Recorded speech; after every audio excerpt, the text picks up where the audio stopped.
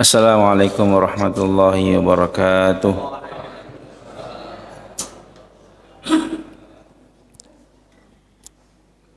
Bismillah walhamdulillah wassalatu wassalamu ala rasulillah sayyidina Muhammad ibn Abdullah wa ala alihi wa sahbihi mawalah amma ba'du. Bismillahirrahmanirrahim. Rabbi yassir wa la tu'assir, Rabbi tamim bil khairi ajma'in. Ya Fattahu ya Alim ya Razzaku ya Karim, iftah alina futuhal arifin. Allahumma anfa'na bima 'allamtana wa 'allimna ma yanfa'una wa zidna ilman ya rabbal alamin. Allahumma faqqihna fid din wa 'allimna at-ta'wil wa hdina ila sawa'is sabil. Allahumma amin.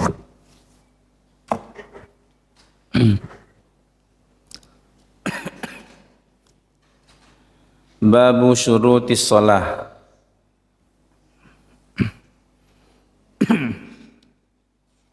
Bab syarat-syarat salat.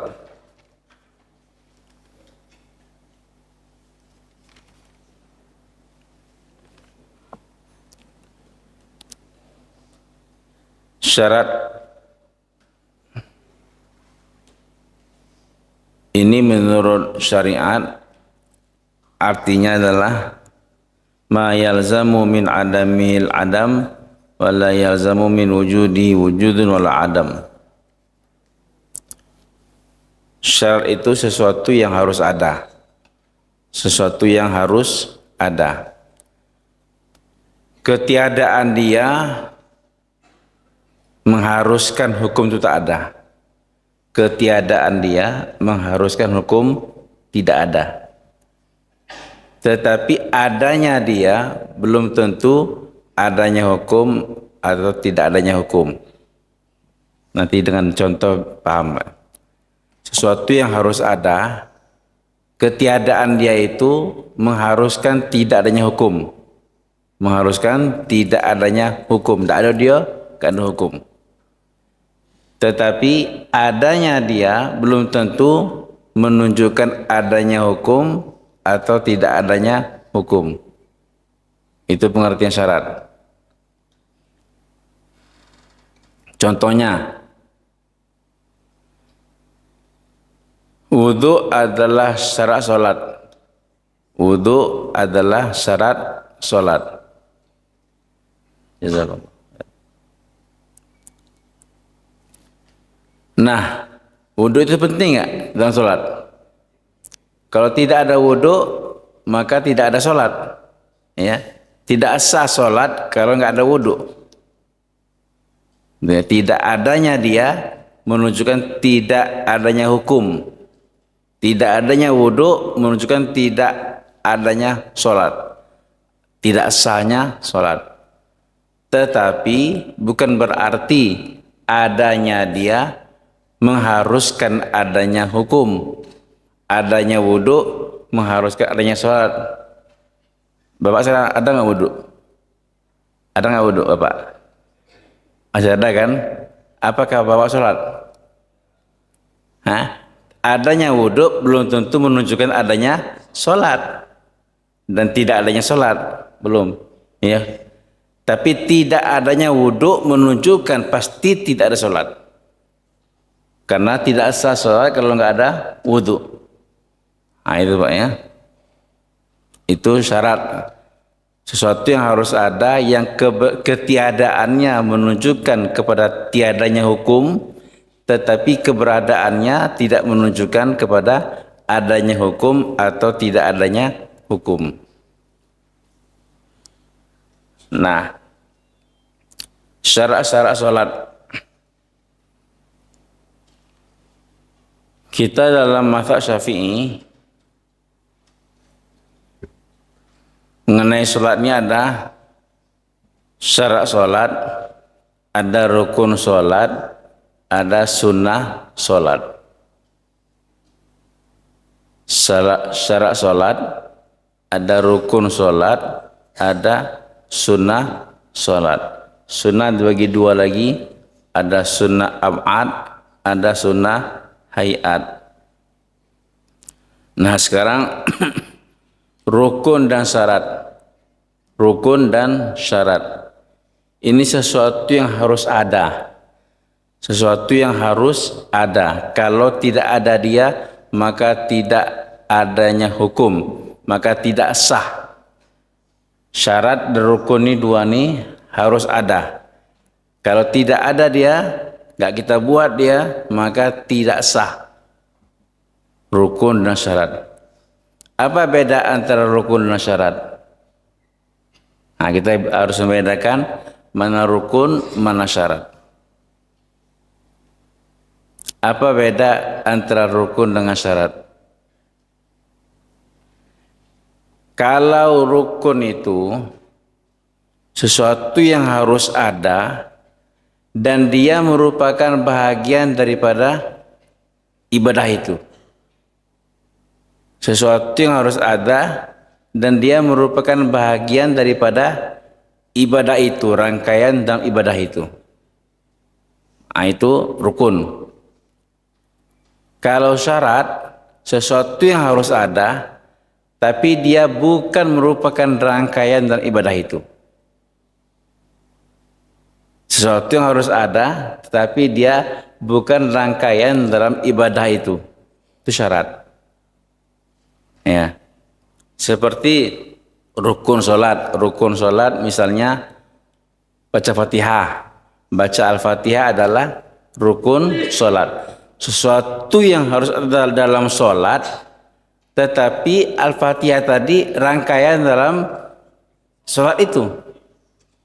Dia bukan tersendiri, bukan tersendiri. Paham Pak ya? Dalam solat itu sendiri. Rangkaian dalam ibadah itu. Itu rukun. Sesuatu yang harus ada dalam ibadah, tetapi dia merupakan rangkaian dalam ibadah itu. Kalau syarat seperti wudhu. Wudhu merupakan syarat solat. Wudhu adalah syarat solat. Tidak sah solat kalau nggak ada wudhu. Apakah wudhu itu termasuk solat? Nah, enggak kan? Wudhu lain, solat lain. Tetapi harus ada wudhu dalam solat. Nah, syarat adalah sesuatu yang harus ada, tetapi dia bukan rangkaian dalam ibadah itu. Itu beda antara rukun dengan syarat. Beda antara rukun dengan syarat. Kalau kita misalkan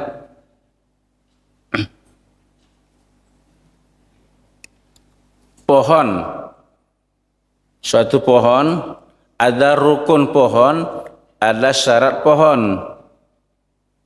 Rukun pohon tadi apa? Daunnya, rukun. Buahnya, rukun. Batangnya, rukun. Akarnya, rukun. Dia sesuatu yang harus ada dalam pohon tadi, dan dia merupakan bagian dalam pohon itu. Bagian dalam pohon itu. Paham Pak ya? Jadi daunnya, batangnya, buahnya, akarnya, merupakan bagian dari pohon itu. Itu rukun pohon. Syarat pohon apa syarat pohon?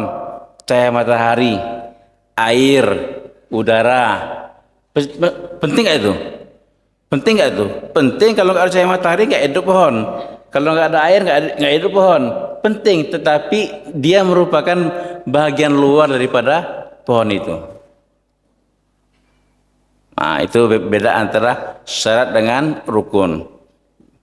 Bisa kita bahas Pak insya Allah. Nah, sekarang kita masuk bab syarat-syarat sholat.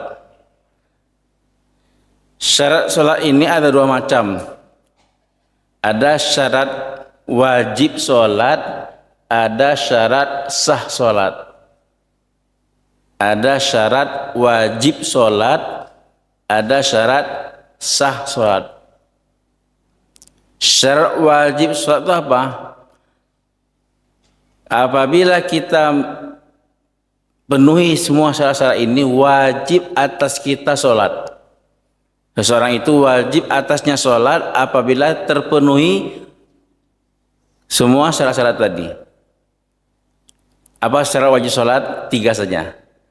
Syarat wajib sholat 3 saja. 3 ini ada pada diri seseorang, maka wajib dia sholat. Pertama, Islam. Yang kedua, baligh. Yang ketiga, berakal. 3 saja. 3 ini ada pada diri kita, kita Islam, kita baligh, kita berakal, maka wajib atas kita solat. Yang keempat ada tambahan lagi, khusus perempuan, bersih dari haid dan nifas. Bersih dari haid dan nifas. Itu syarat wajib solat. Menunjukkan apa? Boleh bapak enggak solat, boleh kita enggak solat, asalkan kita orang kafir. Boleh kita enggak solat, asalkan kita anak kecil belum baligh. Boleh kita enggak solat, asalkan kita orang gila. Nah, 3 golongan saja yang boleh enggak solat. Orang kafir, anak kecil, orang gila. Pilih mana, Pak? Kalau 3 ini ada dari kita, maka kita nggak wajib sholat. Nggak wajib sholat. Tapi kalau kita Islam, kita baligh, kita berakal, maka wajib atas kita sholat. Kita bersih dari haid dan nifas bagi perempuan. Bersih dari haid dan nifas, maka wajib baginya sholat. Walaupun sakit. Walaupun terbaring. Tidak ada excuse, tidak ada permisi untuk tak sholat. Nah, walaupun terbaring, kata Nabi, kalau kamu sholli qa'iman, sholatlah berdiri. Kalau enggak mampu berdiri, maka sholatlah dalam keadaan duduk. Kalau tak mampu duduk, maka sholatlah ala jambin, di atas sisi kanan engkau. Kalau enggak mampu di sisi kanan, mustalqian, terlentang. Kalau enggak mampu terlentang, maka isyarat dengan anggota tubuh. Kalau mampu isyarat dengan anggota tubuh, isyarat dengan mata. Kalau mata pun masih buta juga, tak bisa digunakan juga. Selagi hati kita masih sadar, gak gila, maka wajib solat dengan menghadirkan solat dalam hati. Walaupun tak ada anggota tubuh kita enggak bergerak, tapi aku berdiri, rukuk, i'tidal. Nah, itu. Wajib menghadirkan sholat dalam hati. Jadi enggak ada keringanan untuk sholat ini. Kalau puasa, bagi yang enggak mampu, boleh berbuka puasa. Bagi yang tua, ibu menyusui, ibu hamil, tidak puasa enggak kuat, boleh dia enggak puasa, bayar fidyah saja. Ya, bayar fidyah, boleh enggak puasa. Zakat, kalau enggak mampu, boleh enggak zakat, bahkan terima zakat dia. Haji, bagi yang enggak mampu, enggak wajib haji. Semua rukun Islam ini ada keringanannya, kecuali sholat. Selama otak kita masih ada, belum gila kita, maka wajib atas kita sholat. Nah itu Pak ya, itu syarat wajib sholat 3. Islam, baligh, berakal. Dan yang keempat, bersih dari haid dan nifas. Bagi kaum perempuan, ibu-ibu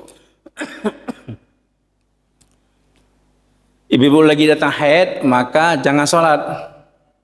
Haram hukumnya sholat bagi perempuan yang haid. Ya bukan berpahala, bahkan berdosa. Nah itu benar.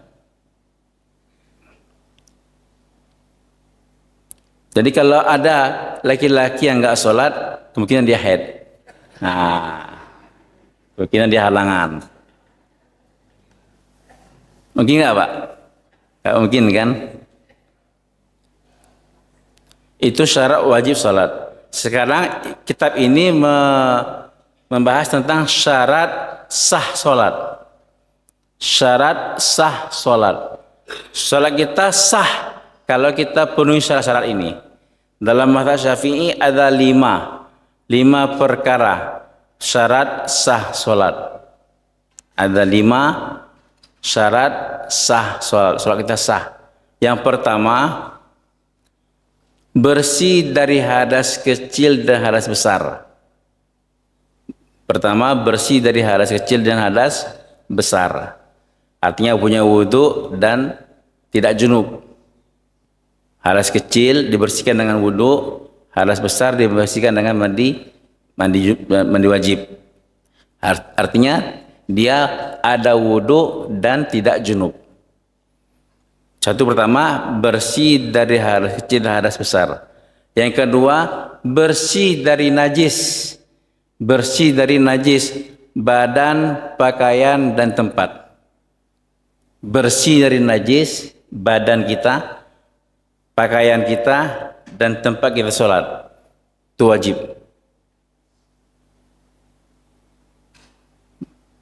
Bersih dari najis. Apapun najisnya. Yang ketiga, masuk waktu. Masuk waktu. Wajib sholat dalam waktunya. Kalau sholat di luar waktu enggak sah. Yang keempat, menutup aurat. Menutup aurat. Dan yang kelima, menghadap kiblat. 5 syarat sah sholat. Bersih dari hadas kecil dan hadas besar. Bersih dari najis badan, pakaian, dan tempat. Masuk waktu. Menghadap kiblat. Dan yang kelima, apa? Menutup aurat. Menutup aurat. Itu 5 syarat sah salat dalam mazhab Imam Syafi'i. Nah, kita baca hadisnya Pak ya.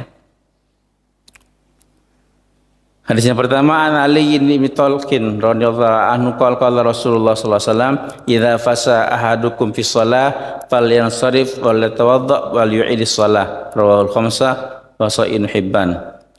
Dari Ali bin Talq, dia berkata, Rasulullah SAW bersabda, apabila kentut salah seorang kalian dalam salat, fasani fasa yafsu, artinya kentut tak berbunyi. Kentut tak berbunyi namanya fasa yafsu dalam bahasa Arab.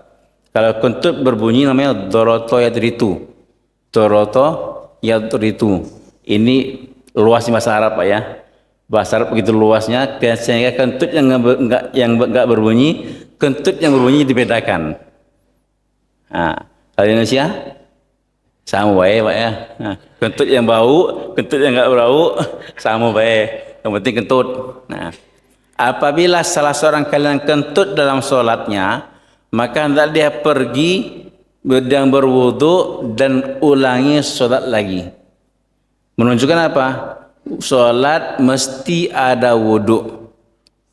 Ya, kita sudah bahas kan bahwa kentut membatalkan wudu, Segala sesuatu yang keluar dari 2 jalan, jalan depan, jalan belakang, baik benda cair maupun benda padat, benda gas, membatalkan wudu.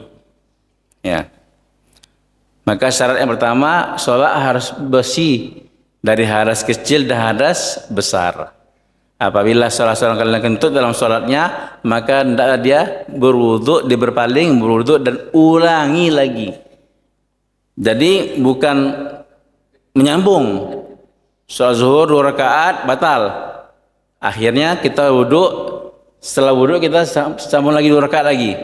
Enggak. Yang setelah dilakukan dianggap hilang.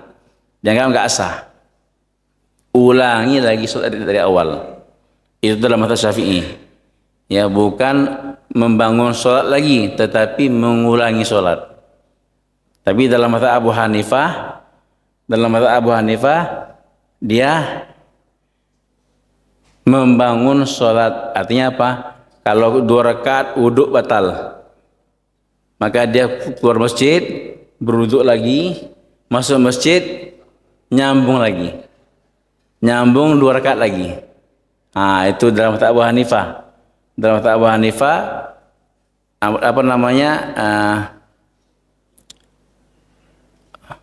bina Bina artinya membangun lagi. Kalau mazhab Syafi'i mengulang lagi. Yang telah dilakukan tidak sah, diulang lagi dari awal. Tapi dalam mazhab Abu Hanifah disambung lagi.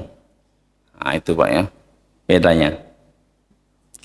Ana Aisyah radhiyallahu anha anna Nabiy sallallahu alaihi wasallam qala la yaqbalullahu salata haidin illa bi khimar. Yang kedua, Allah tidak menerima salat perempuan yang haid. Artinya apa? Perempuan sudah besar. Ya, perempuan sudah baligh.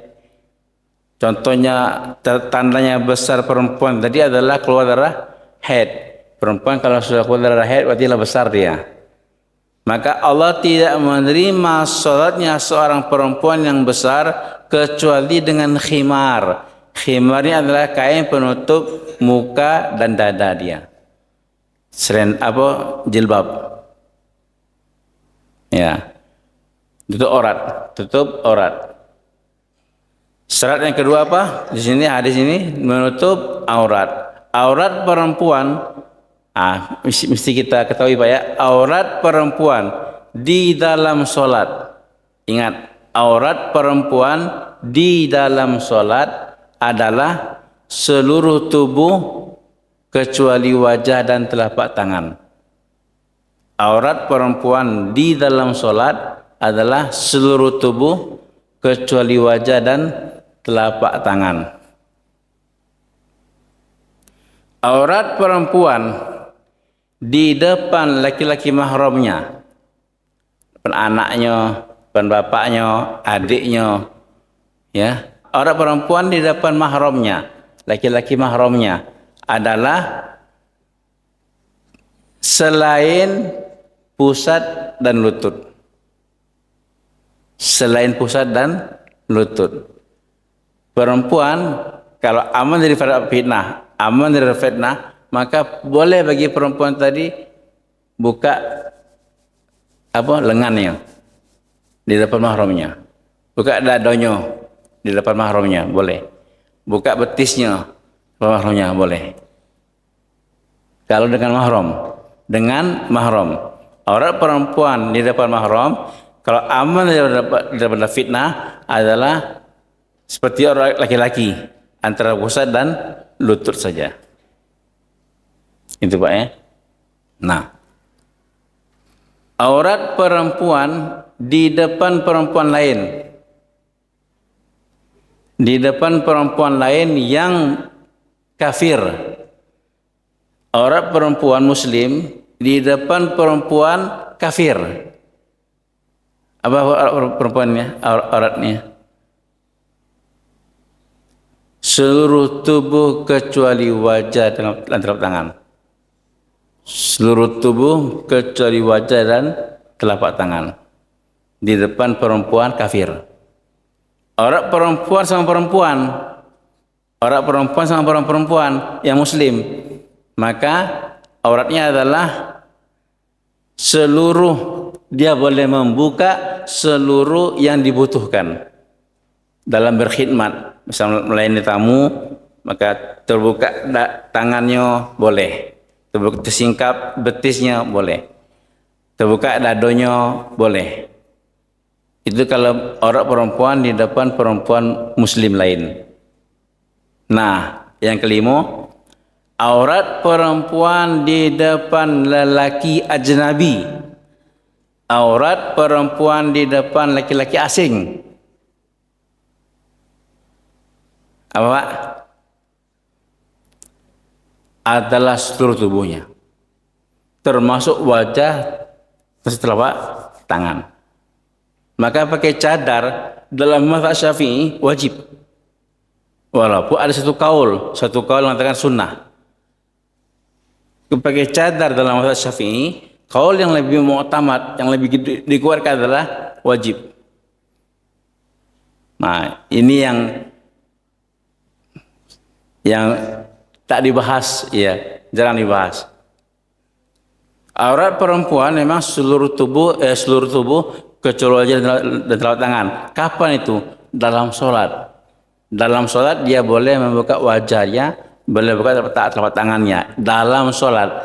Tapi kalau di luar sholat di depan laki-laki yang ajnabi, depan laki-laki yang asing bagi dia, yang bukan mahram dia, maka seluruh tubuhnya adalah aurat.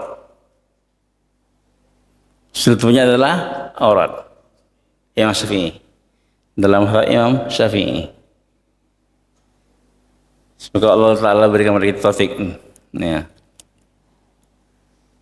Walaupun ada satu kaul dalam mazhab Syafi'i seluruh tubuh kecuali wajah dan telapak tangan. Tapi kaul yang mu'tamad yang dikeluarkan adalah seluruh tubuhnya. Nah, itu yang kedua Pak ya. Aurat laki-laki apa aurat laki-laki? Aurat laki-laki baik sendirian, baik bersama orang, baik di depan perempuan atau depan laki-laki lain. Di depan perempuan atau di depan laki-laki lain sama saja. Aurat laki-laki sama saja. Antara pusat dan lutut. Laki-laki wajib menutup antara pusat dan lututnya. Kita sesama laki-laki pakai celana pendek, haram hukumnya. Celana pendek, nampak paha kita, haram hukumnya. Sama laki-laki cuma Ustaz. Sama laki-laki, walaupun sama laki-laki.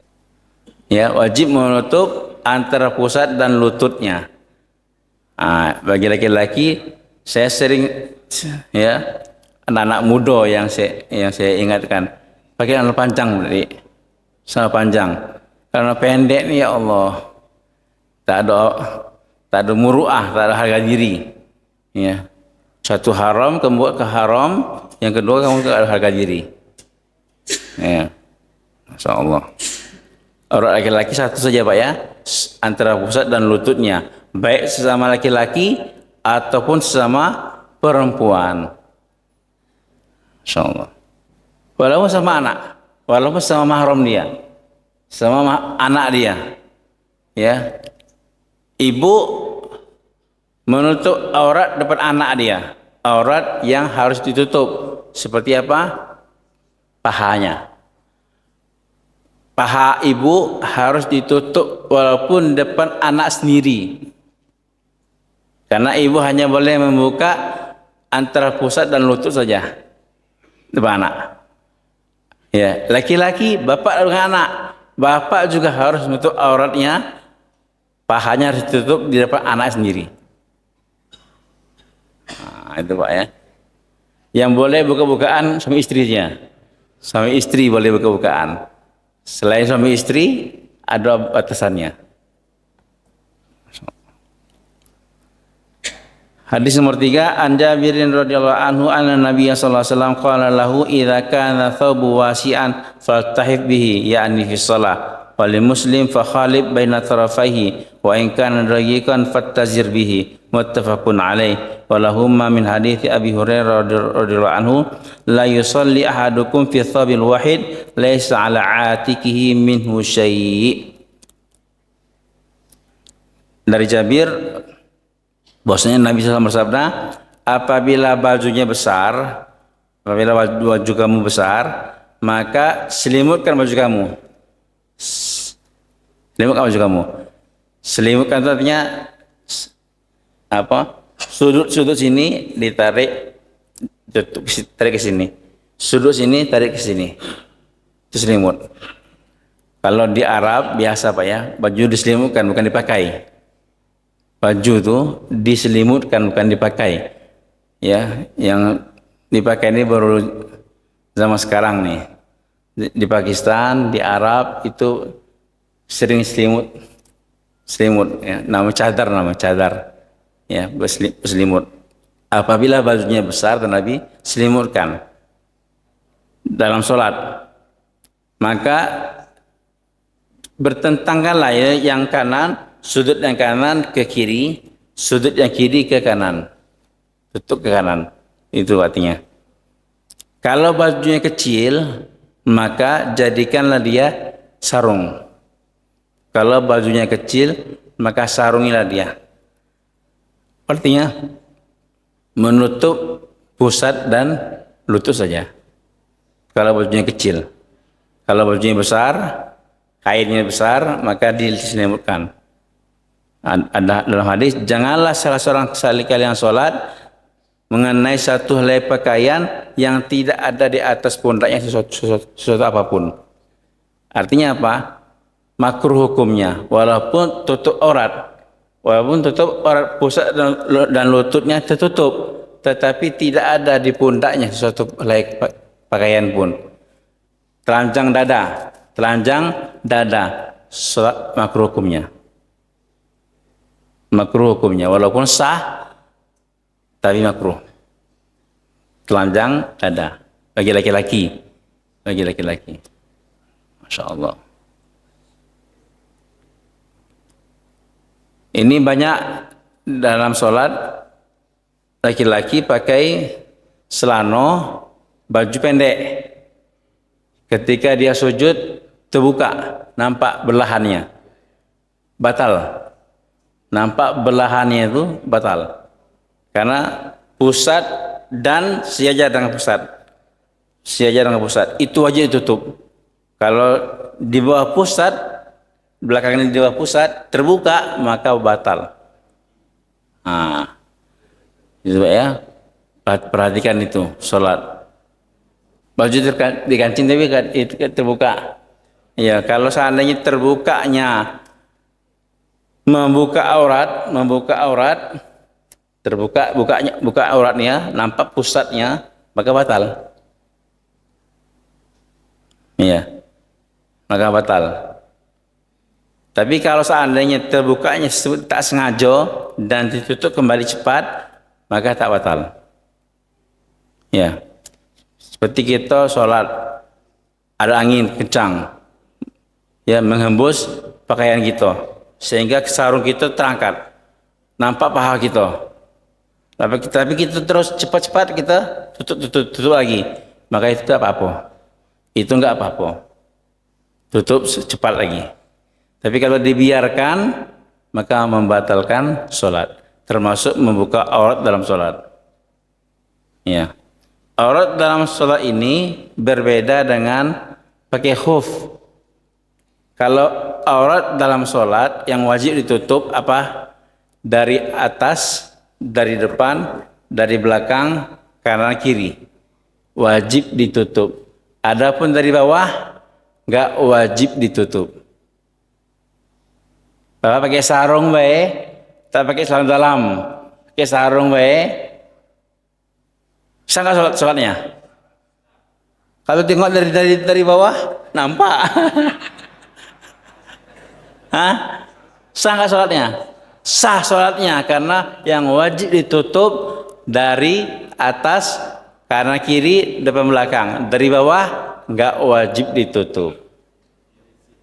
Nah, berbeda dengan khuf. Kalau khuf wajib ditutup dari bawah, kanan kiri, dari atas nggak wajib ditutup. Sepatu kulit itu kan, dari atas terbuka nggak apa-apa. Masuk air dari atas nggak apa-apa. Ya, tapi dari kanan, dari kiri, dari belakang, dari bawah wajib ditutup semua. Kalau aurat terbalik, dari atas, kanan, kiri, depan, belakang wajib ditutup, dari bawah nggak wajib ditutup. Nah, itu. Jadi kalau laki-laki sholat, dia pakai sarung. Ketika sujud nampak pahanya. Ya. Bagaimana sholatnya, Pak? Itu kelebihannya. Nampak pahanya. Bagaimana sholatnya? Sah. Karena itu dihitung dari bawah. Dilihat dari bawah. Nah, itu Pak ya. Dihitung dari bawah. Sedangkan tutup aurat ini wajib dari atas, dari kanan, dari kiri, depan belakang. Adapun dari bawah tak wajib ditutup. Insyaallah.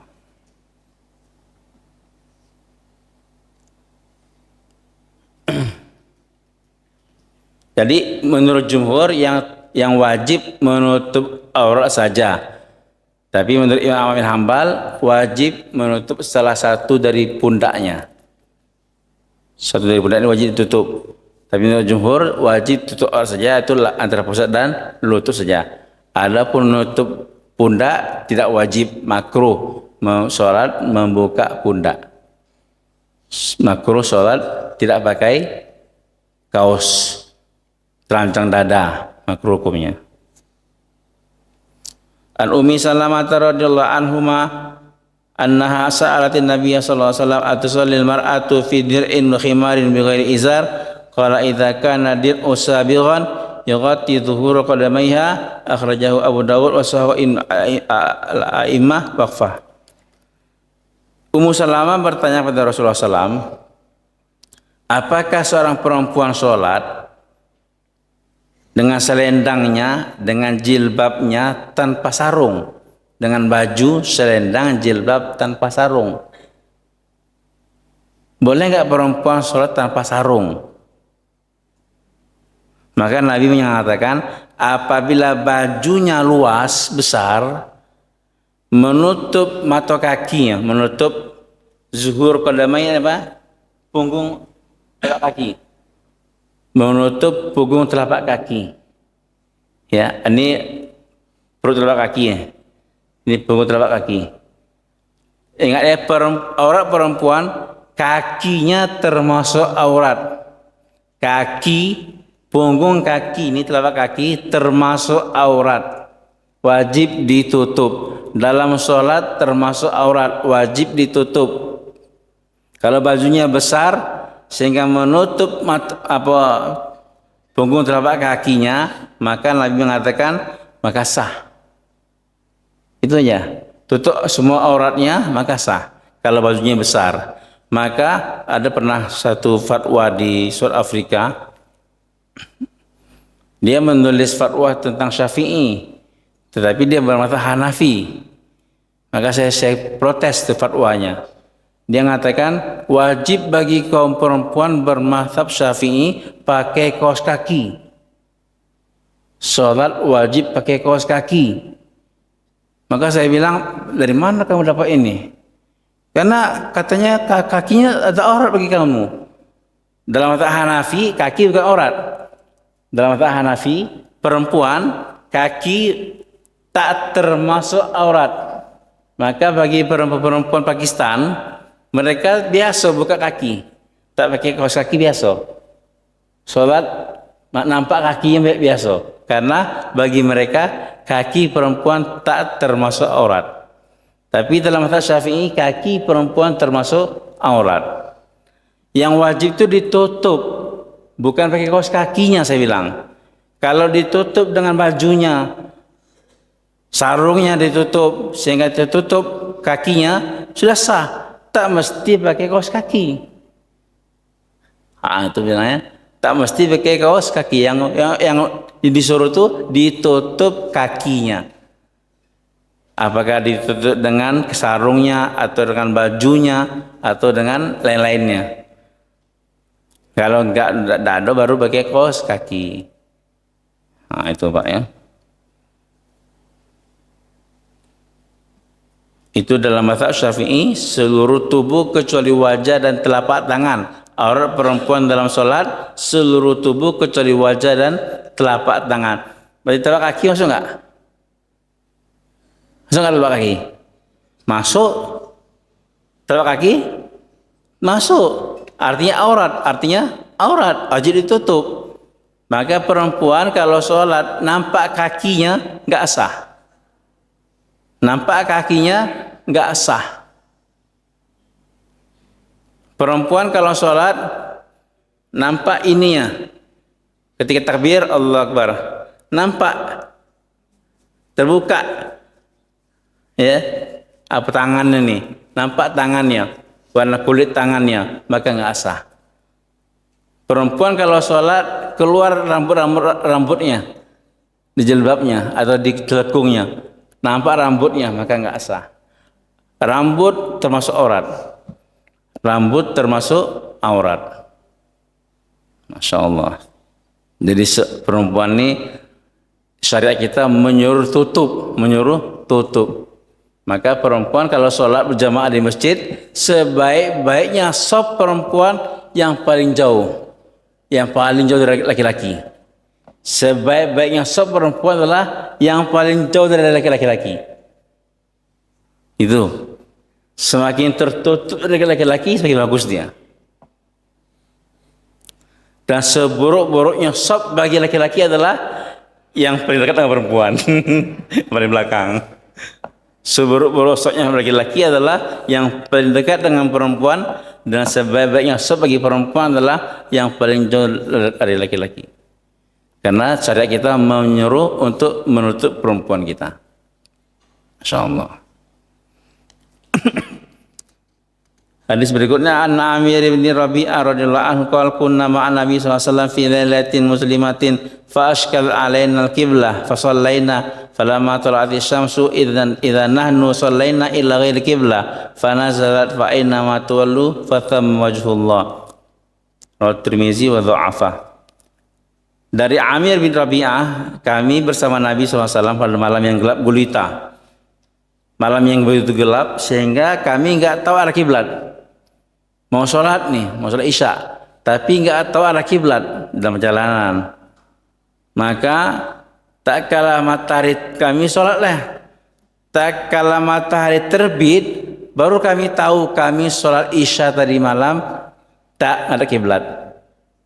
Tidak menghadap kiblat.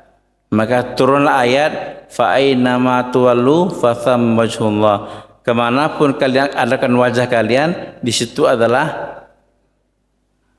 kiblat.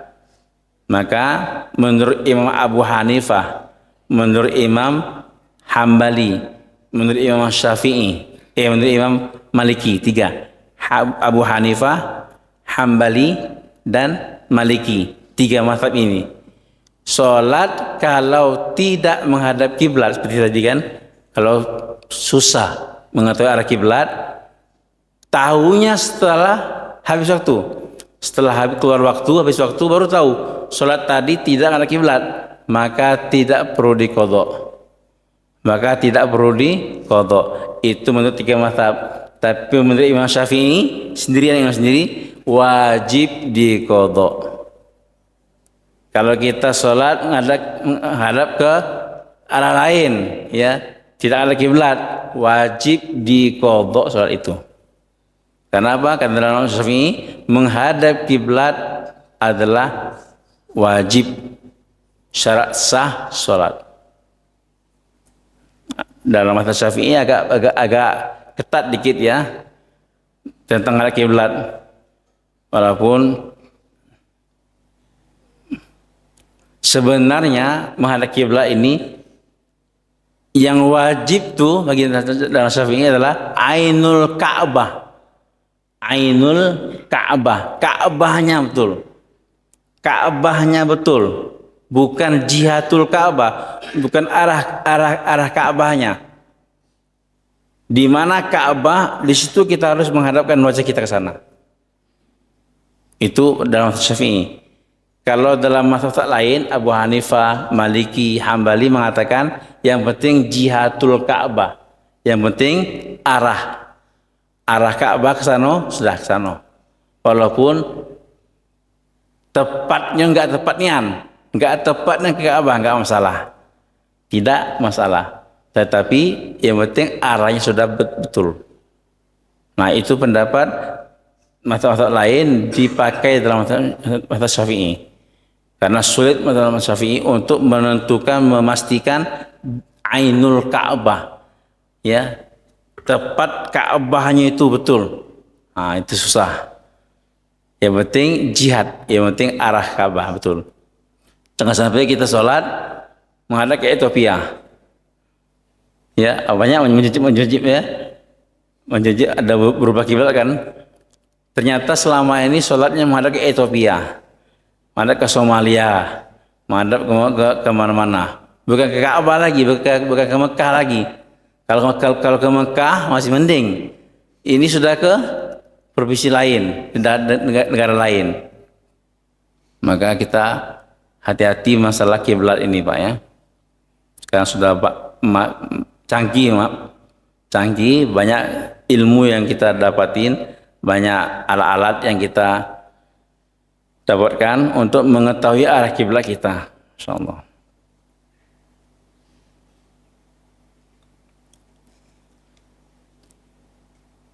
Sebisa mungkin kita benarkan arah kiblat kita, sebisa mungkin, ya.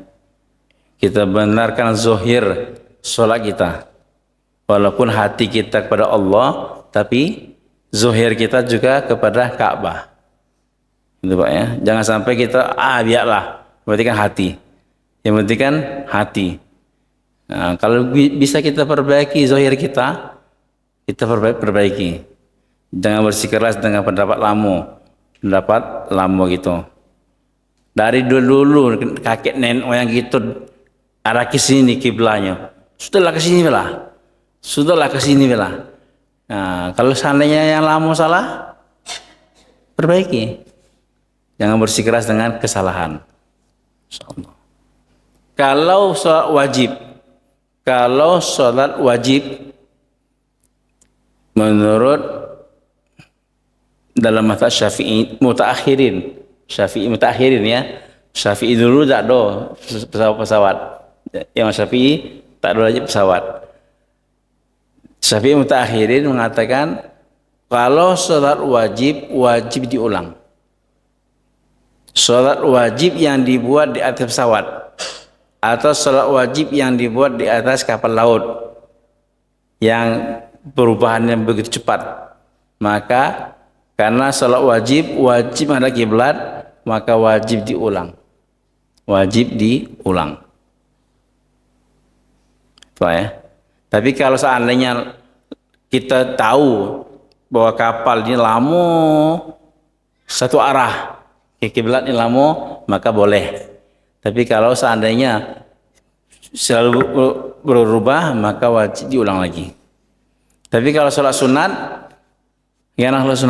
sholat sunat tidak masalah tidak menghadap kiblat. Ya, sholat sunat boleh kita tidak menghadap kiblat, sah. Ada di sini nanti. Untuk sholat sunat boleh untuk tidak menghadap kiblat. Tapi kalau sholat wajib menghadap kiblat. Ma bainal masyriq wal maghrib kiblat, apa-apa di antara timur dan barat adalah kiblat. Maka Imam Syafi'i mengatakan wajib menghadap ke Ainul Ka'bah, Ka'bahnya betul, tapi tiga mazhab lain mengatakan tidak wajib. Wajib hanya menghadapkan muka kita ke arah Ka'bah, ke arah saja. Bukan harus tentu tepatnya ke Ka'bahnya. Nah, itu pendapat tiga mazhab lain. Nah, ini tentang salat sunat. Ra'aitu Rasulullah sallallahu alaihi wasallam yusalli ala rahilati. Aku melihat Rasulullah SAW salat di atas kendaraannya, haitsu tawajjahat bi, kemana arah kendaraannya menghadap. Jadi kalau kita salat di atas mobil, boleh kemana arah mobil tadi menghadap, boleh. Tapi salat sunat boleh tidak menghadap kiblat, boleh. Yumi bi ra'si wa lam yakun yasna'u fil maktubah. Dia isyaratkan dengan kepalanya, tapi Nabi tidak buat itu dalam salat wajib. Kalau salat wajib, Nabi turun kendaraannya, Nabi salat. Tapi dalam salat sunat, Nabi salat sunat di atas kendaraannya. Karena idza safara fa arada ayatawwa istaqbala bi naqatihi al-qiblah fakabbara thumma shalla haitsu kana wajhu rikabi. Bila Nabi musafir, Nabi hendak sholat sunat, maka dia menghadap kemana arah kendaraannya dan dia bertakbir dan sholat kemana arah kendaraannya menghadap. Itu sholat sunat. Ingat, sholat sunat boleh tidak menghadap kiblat. Ada dua sholat yang kita tidak harus menghadap kiblat. Ada dua sholat yang kita tidak harus menghadap kiblat. Sholat apa, Pak? Ada dua sholat yang kita tidak harus menghadap kiblat, enggak wajib kiblat. Pertama sholat sunat. Itu kemana arah kendaraan menghadap kita boleh. Yang kedua sholat khauf. Salat takut dalam perang, itu boleh menghadap ke musuh. Walaupun kiblat ke sana, musuh di depan, kita boleh menghadap ke musuh. Salat khauf dan salat sunat. Itu boleh, dua salat itu kita tidak menghadap kiblat. Kalau dalam perjalanan kita boleh kita mengakhirkan salat kita atau cari masjid lain. Cari masjid lain. Itu dalam perjalanan, Pak ya. Jadi dalam kita kesehari-harian di masjid kita sendiri, masjidnya, orang masjidnya, pengurus masjidnya enggak mau ngurus kiblatnya, enggak mau merubah kiblatnya. Sedang kita tahu kiblat masjid saya ini salah, tapi pengurusnya masih berkeras dengan pendapat lama. Bagaimana itu, Pak? Kalau dalam perjalanan itu kita adalah ambil diri kita sendiri. Kita boleh memutuskan sendiri. Tapi masalah sekarang ini di masjid kita sendiri, pengurus masjidnya enggak mau merubah kiblatnya. Depak datang, MUI datang, sudah mengukur yang benar ke sini, belum dirubah juga. Nah, bagaimana, Pak? Apakah kita ikut orang masjid atau gimana?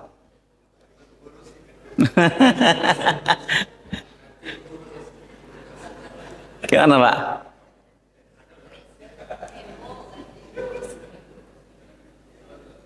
Kalau kita, ya ini menurut saya,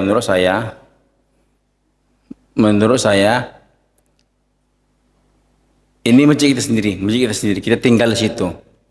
Kita bergabung dengan jamaah masjid, jangan kita memisahkan diri. Walaupun jamaah kita salah, walaupun orang masjid kita salah, tetapi kita masih bergabung dengan mereka. Bergabung tidak memisahkan diri dari mereka, tidak menampakkan kita beda dengan mereka. Setelah gabung, ulangi sholat lagi. Karena kita berakidah, ya, kita yakin bahwa saya salah, kiblat saya salah. Jadi untuk membenarkan ibadah kita qadha sholat kita dengan cara yang benar, tetapi menggabungkan hati kita dengan orang kampung, tetap gabung orang kampung. Ada dua fikih, ada fikih sosial, ada fikih ibadah. Kedua kita pakai, jangan sampai gara-gara ibadah kita rusak. Gara-gara sosial kita toleransi dengan ibadah. Allah Maha mengetahui lah, tak apalah itu, tak. Di kedua kita perbaiki, sosial kita perbaiki dan ibadah kita perbaiki. Yang payah, ngulang terus, payah memang, tapi tak apa. Waktu mengqadha salat wajib tidak ada waktu. Terserah. Ya. Boleh kapan saja. Dan sebaiknya segera mungkin.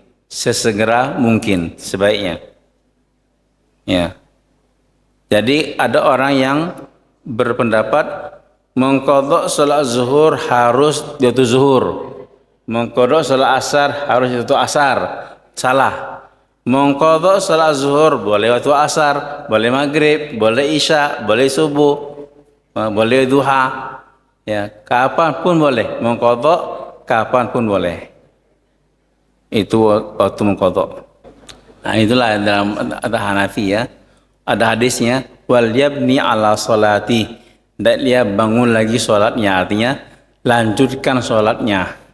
Ada hadis yang mengatakan kalau seorang kentut hendaknya dia berwudu wal yabni ala salatihi, dan dia teruskan lagi salatnya. Bukan ngulangi salatnya lagi, tapi teruskan lagi salatnya. Kalau tadi sudah 2 rakaat, berarti tinggal nambah 2 rakaat. Itu dalam mazhab Hanafi. Tapi ada syarat-syaratnya. Apa syarat-syaratnya? Ketika dia berwudu, dia tidak ngomong. Dia enggak ngomong. Walaupun dia tidak ada kiblat, itu tak masalah. Ya, langkah kiblat, ya. Yang penting dia berwudu, Wudu dan tidak berlama-lama dalam wudu, tidak buat perkara lain, langsung sholat, itu boleh. Tapi kalau wudu, dalam wudu dia ngomong-ngomong sama kawan, ngomong-ngomong sama kawan itu nyambung sholat, itu nggak sah. Atau wudu, aku ada mau kencing lah, kencing dulu dia, kencing dulu dia, maka tidak sah. Dia hanya wudunya hanya batal karena kentut saja. Karena kentut saja, itu syarat-syarat atau Hanafi. Orang yang koma dianggap orang yang hilang akalnya. Orang yang koma hilang akalnya, berarti tak ada kewajiban sholat bagi dia. Maka kalau seandainya dia sadar dari komanya tadi, tidak wajib mengqadha sholatnya. Ya, ketika itu, saat itu dia tidak wajib sholat. Maka dia tidak wajib mengqadha sholatnya. Kalau dia sadar dari komanya. Kemudian kalau dia meninggal, apakah bagi ahli warisnya mengqadhakan sholat untuk dia? Maka sunnah, tidak wajib bagi ahli warisnya mengqadhakan sholat untuk dia, tapi sunnah mengqadhakan sholat untuk dia. Dalam Syafi'i, sunnah mengqadhakan sholat selama sholat yang ditinggalkan dalam sakitnya itu. Paham soal ya? Tapi enggak wajib. Hanya sunnah. Ulama 4 mazhab Syafi'i, Maliki, Hambali, Hanafi sepakat untuk sholat yang ditinggalkan masa lampau, masa lalu wajib diqadha. Itu 4 mazhab sepakat itu. Yang meninggalkan karena malas atau karena kesibukan, ya, pokoknya meninggalkan sholat wajib diqadha. Paham soal Pak ya? Wajib diqadha. Apakah boleh menggantikannya dengan sholat sunat? Enggak. Sholat wajib diqadha. Wajib digantikan dengan sholat wajib juga.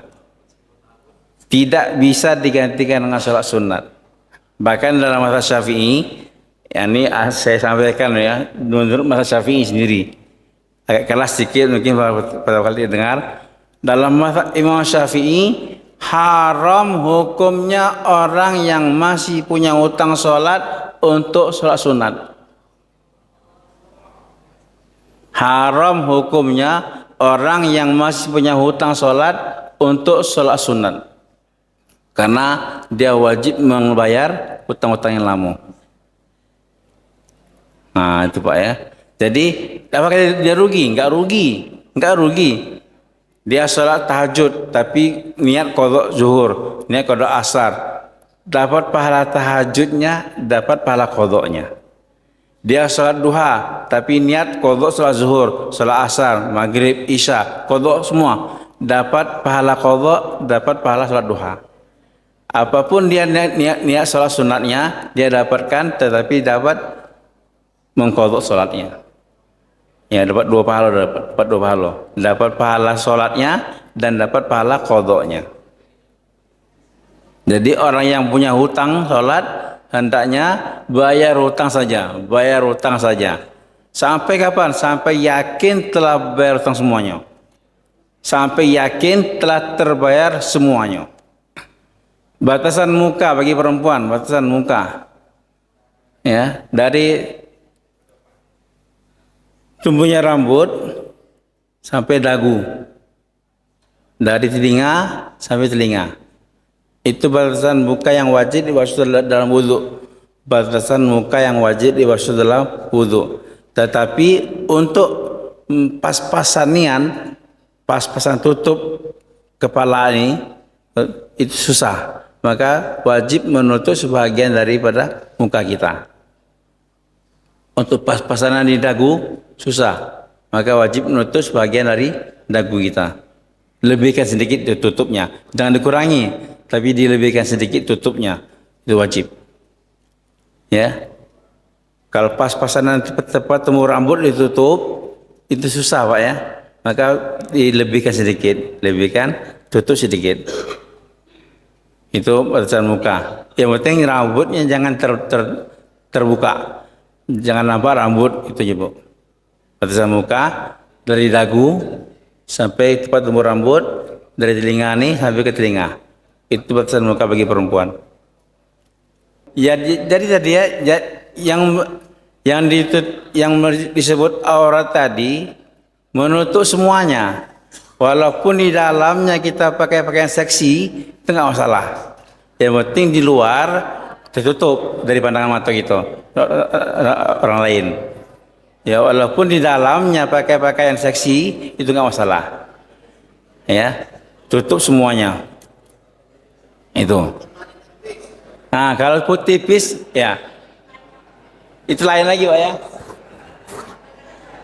Kalau tipis nampak itu lain lagi ya. Tutup semuanya dengan tidak tembus pandang, tak tembus pandang. Kalau tembus pandang berarti masih dikategorikan membuka. Ya. Kemudian sholat tahajud, sholat duha itu kan dua rakaat. Kita sholat qadha zuhur 4 rakaat, 4 rakaat tetap. Sholat qadha zuhur 4 rakaat, asar 4 rakaat, maghrib 3 rakaat, isya 4 rakaat, subuh 2 rakaat. Sholat qadha sesuai dengan jumlah rakaatnya, tetapi mendapatkan pahala tahajud. Ya, mendapatkan pahala tahajud. Kenapa? Karena kita kerjakan itu di waktu tahajud. Kita kerjakan itu di waktu duha. Dapat pahala duha karena kita kerjakan di waktu duha. Masya Allah ya. Jadi kita tidak harus dua rakaat, tapi sesuai dengan qadha tadi. Sholat syuruk ini sholat di awal pagi. Tidak ada ketentuan waktunya. Ketentuan waktunya dari terbitnya matahari sampai 1/4 awal pagi. 1/4 awal pagi. Kalau pagi dari terbit matahari sampai tenggelam matahari dibagi 4, 1/4 awal waktu syuruk, 1/4 kedua waktu duha, 1/4 ketiga waktu zuhur, 1/4 keempat waktu asar. Itu dari terbitnya matahari sampai tenggelamnya matahari dibagi 4. 1/4 awal waktu syuruk, waktu isyraq, 1/4 kedua waktu duha, 1/4 ketiga waktu zuhur, 1/4 keempat waktu asar. Nah, itu yang banyak yang beranggapan waktu syuruk itu tertentu. Waktu syuruk itu tertentu. Kalau sudah lewat berarti nggak dapat syuruk lagi. Enggak. Tak dapat syuruk lagi. Enggak. Ya, 1/4 awal. 1/4 awal. Luas waktunya. Syukur insyaAllah Pak ya. Semoga Allah kasih kepahaman kepada kita semua. Bismillahirrahmanirrahim. Alhamdulillahirabbil alamin. Allahumma shalli wa sallim ala sayyidina Muhammadin wa ala alihi wa sahbihi ajma'in. Allahumma ihfazna min jami'il fitani ma dhahara minha wa batan. Allahumma ihfazna min aydina min qalbina wa aymanina wa an shama'ina min faqina min tati arjulina. Allahumma inna naj'aluka fi nuhurihim wa na'udzubika min syururihim. Allahumma inna na'udzubika min jahdil bala wa darkis syaqa wa su'il qada wa syatatil ada. Allahumma tubina fi taysir kulli asir fa inna taysir kulli asir alayka yasir. Rabbi yasir wa la tu'asir. Rabbi tammil khair ajma'in. Ya fattahu ya alim ya razzaq ya karim. Iftah alaina futuhal arifin. Allahumma anfa'na bima 'allamtana wa 'allimna ma yanfa'una wa zidna ilman ya rabbal alamin. Allahumma khir lana wa akhtar lana. Allahumma khir lana wa akhtar lana. Allahumma khir lana wa akhtar lana. Allahumma arina al-haqqa haqqan wa warzuqna ittiba'ah wa arina al-batila batila wa warzuqna istinabah. Allahumma astur auratina wa amin rawatina. Allahumma astur auratina wa amin rawatina. Allahumma astur auratina wa amin rawatina. Allahumma inna nas'aluka al-afwa wal afiyah wal mu'afata ad-da'imata fid din dunya wal akhirah. توفنا مسلمين والحقنا بالصالحين توفنا وأنت راض عنا غير غضبان توفنا غير مفتونين برحمتك يا أرحم الراحمين وصلى الله على سيدنا محمد وعلى آله وصحبه وسلم الحمد لله رب العالمين سبحان الله بحمده سبحان الله وبحمدك أشهد أن لا إله إلا أنت أستغفرك السلام ورحمة الله وبركاته.